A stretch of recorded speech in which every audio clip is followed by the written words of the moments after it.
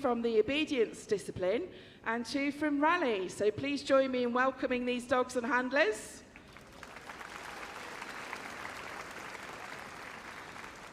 And you're going to find out more about them as we go through the display. You can see here, first of all, we've got 2 of our rally dogs. So we have Ash in the middle there, the Blue Merle. This is a Kelpie crossed with a Border Collie, handled by Abby, who is here representing the Young Kennel Club.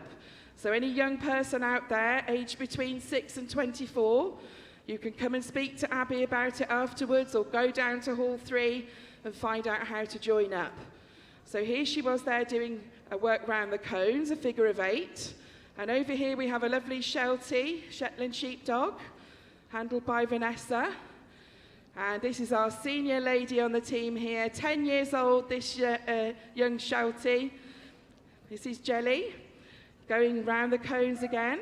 And you'll notice they're working off the lead here today. And over there we've got a lovely round the cone exercise. So Abby, let's see that again. This is a bonus exercise up at level 6, which is the highest level of rally at the moment. So the dog leaves the handler, goes around the cone, and then they go off. That was good, wasn't it, folks? Let's give them some encouragement. And there's Jelly doing a left about turn, which is one of the many turns that we do in rally. So you'll notice the equipment is out. The handler follows the signs. That tells them what skills they have to do. Normally the signs are numbered, and the course is timed. Okay, so they're going to carry on with their rally work, and we're going to move on over there to our obedience dogs and handlers. So we've got that beautiful German Shepherd dog there. That's Missy, handled by Jen, showing us some heel work, which is done off the lead at this level of these 2 dogs. Now the heel work you see here is very different to heel work you may see elsewhere. In obedience, we need to hold a consistent position from the dog. It doesn't have to be exactly next to the left leg, but it absolutely has to be consistent. So you see here the handlers are working on their turns. And here's Dupe, our Border Collie. Now he needs a special round of applause in a moment, folks, because this is Dupe's retirement performance. Oh, that's right, and he's determined to enjoy every moment of it. That was some beautiful heel work there from our obedience handlers. So we're going to move on to recalls now. So in both of the disciplines, and of course they complement each other, both of the disciplines involve recalls or call fronts. So the rally pair are going to show you now some call fronts and all the manoeuvres that you can do leading on from that. Over this side with the obedience team, we're doing something special. The 2 dogs are going to work together. Now, normally in obedience, we have 1 dog at a time. Oh, we had a bit of a cheeky moment there. Did you spot that? Now then, Mr. Dupe, he was supposed to wait for his handler. So should we try that again, folks, then the obedience team? So we're going to work together, you 2. Okay, you ready for a novice recall? So leave your dogs, walk forward. About turn and halt. And call your dogs. And sit and finish. What about that, folks? And a lovely connection for you all on Mother's Day, that these handlers for the obedience team are mother and daughter. So that's a nice way for them to spend their Mother's Day. So going back over to the rally then, Jenny's showing us that round the cone exercise from earlier. And also mention that rally is really a good discipline if you're used to other sports, because it includes all different types of skills. Here's Ash showing us a change of position at a distance, into a present and a finish. I think we're going to have another look at that. Oh, look at that. That was a down during a recall. Very nicely done. I think we're going to do retrieve over here now with our obedience team. So you notice that one of them has got a dumbbell, which is an item that we tend to use a lot in the lower levels. And Missy goes out there to the dumbbell. And you notice how Jen's got the toy there and she's motivating the dog, because it's got to be fun. That's what it's all about. So Missy's going to come over a little bit, and we'll let Dupe have centre stage now. So he's using an article, And it's a shower sponge, ladies and gentlemen, so it's a difficult texture. He's not allowed to chew it. And a finish. Oh, what a good boy. Let's hear it for Dupey. So over here with the rally, we're doing some walk-arounds. Can we have a look, another look, Abby? So we've got the dog in the down position. And she's supposed to wait there now whilst the handler walks around. There we go, and then she gets the praise. And Jelly's doing a similar over there, but she's doing it in the stand position. So it involves all three positions, the sit, the stand, and the down. And that's the same over here to complement. Over here in obedience, we use those three positions again, but we do something called distance control, commonly known as DC. So you see here that the handlers are practicing their DC changes of position. And just look at the focus that Dupe has on his handler there. Okay, so that's given you a very brief overview of these two sports, but we'd love to see more of you, so come down to Hall 3 and chat to us about everything that you can do with your dog. So please join me in thanking these wonderful dogs and handlers and wishing Dupe well on his retirement. And I'm handing you over now to He'll Work to Music. Enjoy. Hello. Welcome, ladies and gentlemen, to the He'll Work to Music display. And it's really good that we followed on from obedience, because He'll Work to Music came from obedience, and a lot of the elements in there still incorporate the work that goes on in obedience. So we thought that Willy Wonka, the new Wonka movie, was an interesting movie to try and do a theme from. So we're going to try and showcase dogs doing some freestyle, doing retrieve, and even we're hoping put washing on the line. So we're ready for the music.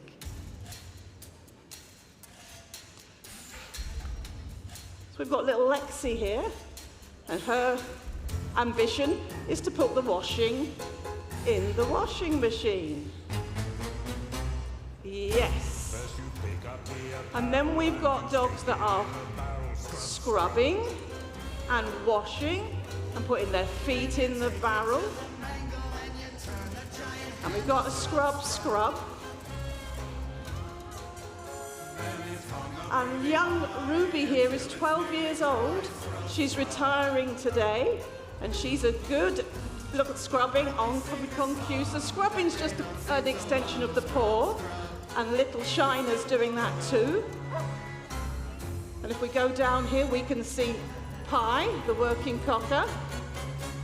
He's retrieving what cockers do. Lovely. Then over here, we've got the washing on the line. Oh, look at that. We've got Fergus and Boss putting washing on the line. And then we've got Wee Gareth from Scotland, and he's putting the washing in the washing machine. And they're going to start thinking about packing up now and doing their last wash. Last wash now, team. You've done your job, and you're going to come down, walking your dogs at heel, down here to the entrance for our next piece of music.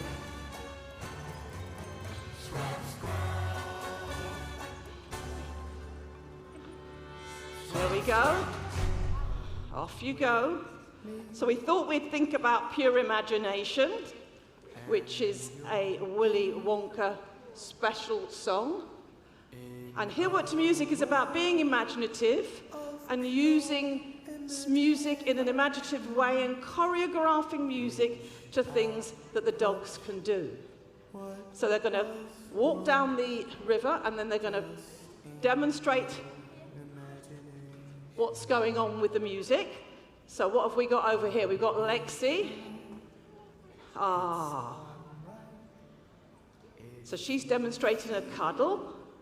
And then we've got Gordon Setter. Gordon Setter's the largest of the setter breed. This dog's worked in breed and now is a He'll Work to Music dog.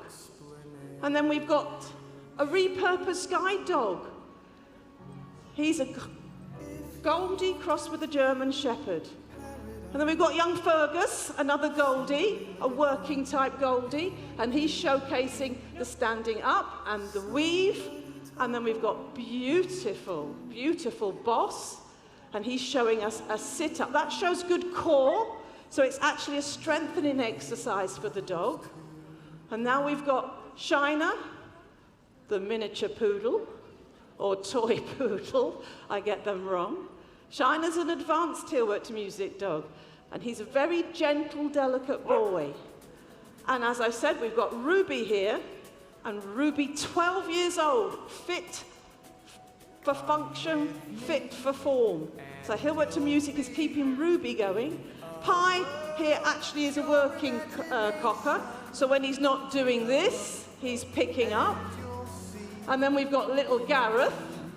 Gareth is a rescue dog. We have lots of rescue dogs in our sport. Oh, whoa, I hate him, it's too cute.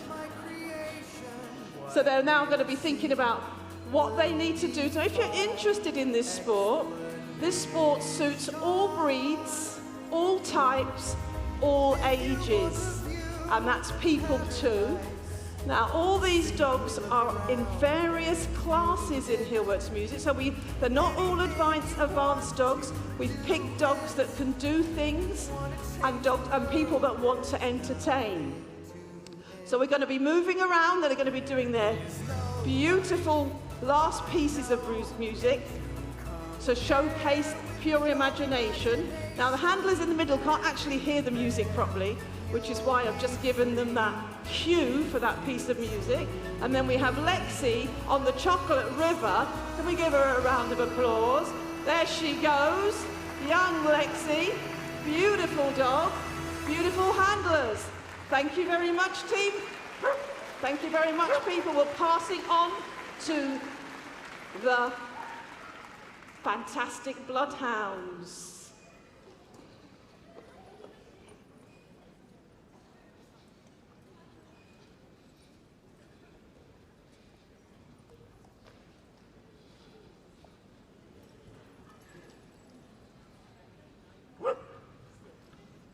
Just leave them.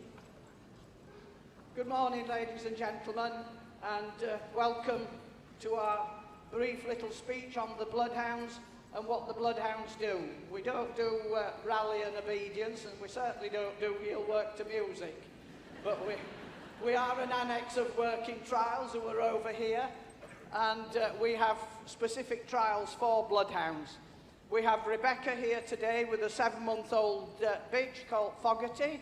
And as you can see, she's quite a large animal already. And then we have Graham with Edge.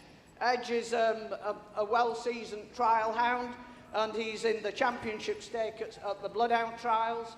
And Rebecca and Fogarty, as yet, have to compete at trials, but Fogarty has to wait till she's 12 months old. So our Bloodhounds are a very old breed. They've been around since roughly around about 1066, when they came here with William the Conqueror and various other hounds. The Kennel Club are very supportive of the Bloodhound because we are a vulnerable breed dog today, and there aren't many of us. We're a minority sport, minority breed, and minority entries in both shows and trials. But the Kennel Club and the two breed clubs are very supportive, and we do the best we can to keep trials and shows going. But there is also an age problem because we lack an interest by the young. And if the young don't take an interest, then my generation and the generation that follows me could well be the last that will engage in Bloodhound trials. Bloodhounds can be trial champions, Bloodhound trial champions. They are a dual-purpose breed, and many of the hounds compete in the show ring as well as at the trials and vice versa. And if you have a very good show dog that's also a very good trials dog, there is the ability there to have a dual champion. What we hunt is the natural scent of the human being. Your body smell, my body smell. No drag, no fur, no blood, no artificial scent. It's just the natural scent of the human being, which Bloodhounds are very good at dealing with. Scent hounds are different to the working trial dogs. The working trial dogs work disturbed ground. These are scent hounds. And scent is a fascinating subject because scent moves depending on the weather conditions. So basically, we are grateful to the clubs, we're grateful to the Kennel Club and to the people that keep supporting bloodhounds. My little lot of friends here today have come all the way down from Newcastle to partake of the dog activity stand and to try and promote the breed to the public. Long way for them to come, but we've had good support this week from a variety of people, and I'm pleased to be able to share these two hounds with you and an interest in these hounds. Thank you very much, ladies and gentlemen.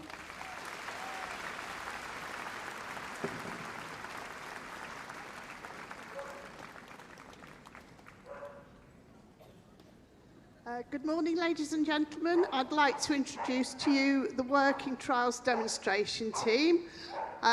We're quite a small sport, quite a small community, but we have been at sport for over 100 years. We were originally all German Shepherds, and the only people that used to compete were the service dogs and the police dogs. But it's been a sport that has been open to all and all breeds since 1924, so a good long time. This is an unusual environment for working trials. We're usually outside in the weather that's outside now and not in a nice warm arena. The first exercise I'd like to show you is the Speak on Command. Now this is an exercise that is unique to working trials. It isn't in any of the other disciplines. Dean with the Australian Kelpie, Dean's sitting on the chair, and this is Kane, his Australian Kelpie, and they're demonstrating the static Speak on Command, where the dog can't see the handler's face. And Becky with Miss the Border Collie, she's going around the outside and she is actually demonstrating the Speak on the Move.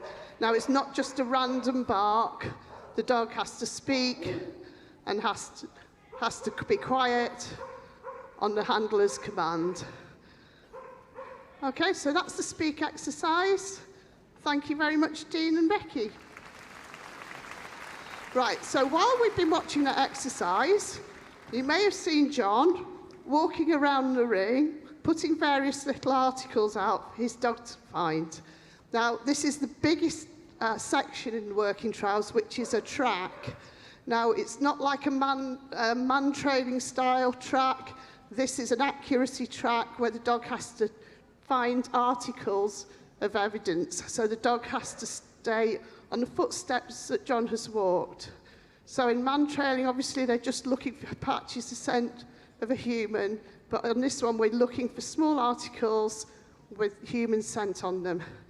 So all our dogs have worked on a harness, and John's just going to harness up Rory, the Border Collie now, and he's going to follow the track where John has walked and hopefully recover all the articles that he's left on the track. Now, as you can appreciate, this exercise is usually done in a big open field of about 4 acres. The track is approximately 900 yards in length. The judge sets the test, and it has many different turns, 45 degrees, 90 degrees. So we're off, and so Rory is very carefully finding John's footsteps. There's so much scent in this arena with all the dogs and the people have walked on it. It's a very, very difficult thing to do.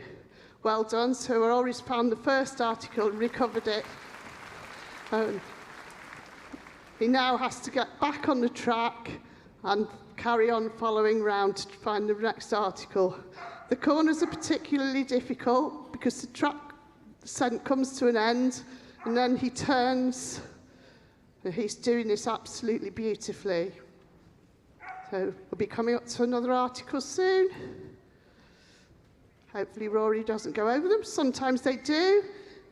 The tracks are done in very, very long grass quite often, or corn or hard surfaces.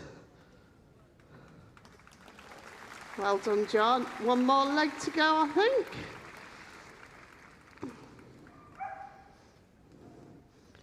Again, he hasn't got the corners. He's on the corner, so he has to find the other leg. And there he goes. He's found it. When the dog picks up the scent again, they pull into the harness with their shoulders to indicate to the handler that is the direction of the track. The track's done blind, the dog doesn't know where it goes, and the handler doesn't know where it goes. They just have a pole to start the exercise. But well done, John. That's beautifully done. Big round of applause for John and Rory.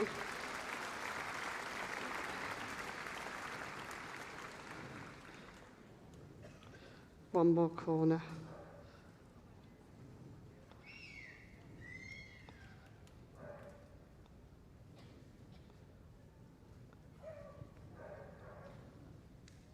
Superb, well done. Right, the next exercise that we're going to demonstrate to you is the property search. So again, this is a nosework exercise where we're finding small articles. Again, it's usually in longer grass. It's difficult for the dogs to find them, and they should only bring back something with human scent on. Now, they may be able to see these articles in here, but they usually can't see them. And again, the dog doesn't know where they are, the handler doesn't know where they are. We work a 25-yard square, and the handler is not allowed to go into it, just the dog. Okay, Shady's working at the front here with Joe. He's a working bearded collie. And with Roseanne on the right-hand side to me, and that, with Lenny, and he's a very young border collie. It's the first time he's ever been here, and he's doing incredibly well. And on the left to me is Holly with Rain, a working golden retriever. Holly and Rain have just qualified to the highest stake in working trials. They've done incredibly well. She's Holly's first trials dog. Well done. So they're just sniffing out, recovering the articles. Again, they're having to use their nose to find them. Okay.